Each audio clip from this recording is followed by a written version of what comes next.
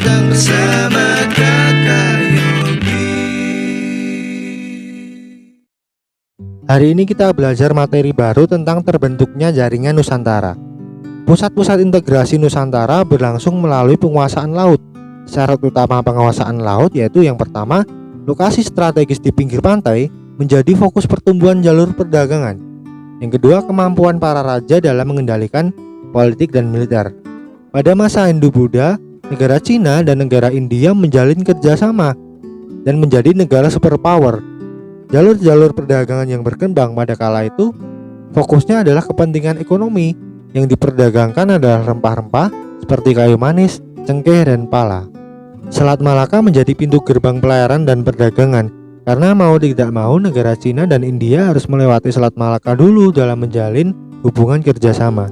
Bahkan Selat Malaka juga disebut sebagai jalur sutra, karena mulai abad ke-1 hingga abad ke-16, bangsa Cina membawa komoditas kain sutra ke berbagai wilayah harus melewati Selat Malaka terlebih dahulu.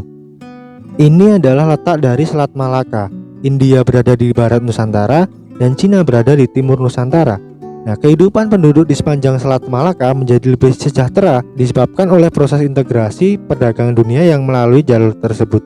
Bahkan mereka menjadi lebih terbuka secara ekonomi untuk menjalin hubungan dengan pedagang asing.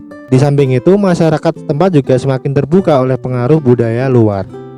Selama masa Hindu-Buddha, di samping kian terbukanya jalur niaga, jaringan perdagangan dan budaya antar bangsa penduduk di Kepulauan Indonesia juga berkembang pesat, terutama karena terhubung oleh jaringan Laut Jawa hingga Kepulauan Maluku.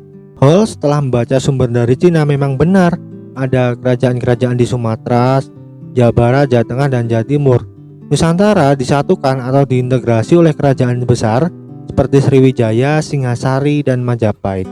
Integrasi dapat diciptakan dari berbagai media seperti politik, dagang, budaya, bahkan bahasa.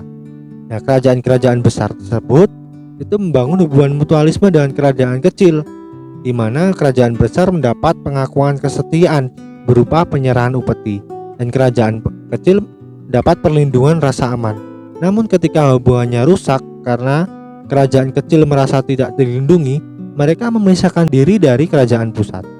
Selanjutnya adalah akulturasi kebudayaan Nusantara dan Hindu-Buddha. Yang pertama, seni bangunan dan arsitektur masa Hindu-Buddha.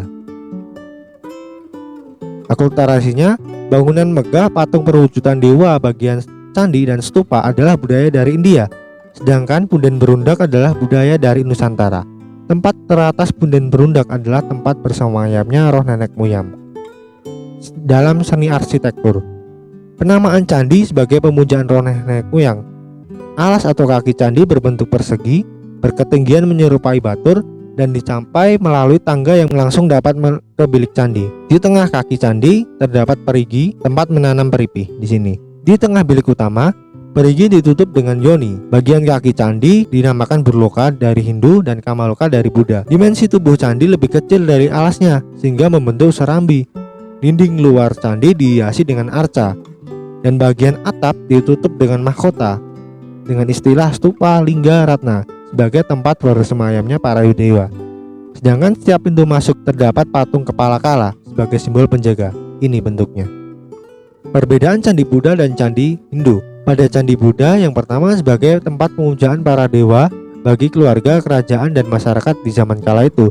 Sedangkan Candi Hindu sebagai makam para raja Hindu yang berkuasa, di mana abu jenazahnya para raja dimakamkan di candi tersebut. Yang kedua, Candi Buddha memiliki 3 bagian. Yang pertama, Kamadhatu sebagai dasar candi, Rupadhatu bagian tengah candi, Arupadhatu bagian atas candi. Candi Hindu pun juga memiliki 3 bagian. Yang pertama, Burloka sebagian dasar candi, Burvaloka tubuh candi, dan Svarvaloka bagian atas candi. Yang ketiga, bagian yang paling atas atau puncak dalam Candi Buddha dinamakan stupa berbentuk tambun. Sedangkan bagian atas di Candi Hindu memiliki nama ratna, biasanya bentuknya meruncing, bersambung.